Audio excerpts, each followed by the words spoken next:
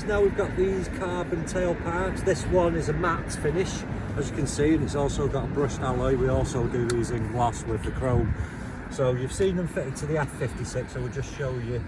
So obviously this is R56 with JCW exhaust.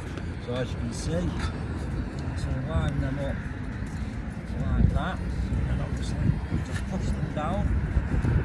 There's two little grub screws in the bottom there, and we just plump them on, so you can see they fit perfect. They look really good as well.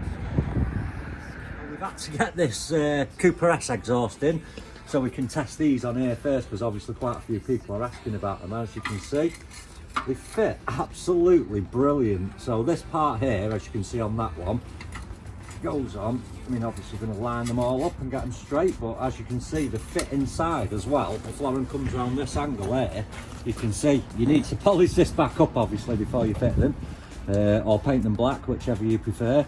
But you can see they fit that just the same as they would do a JCW, F56, etc.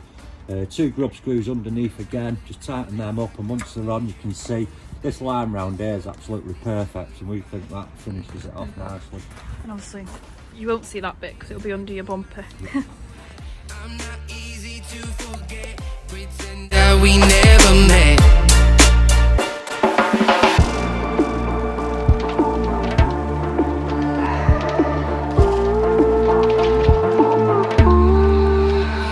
I've been running away from you. I've been trying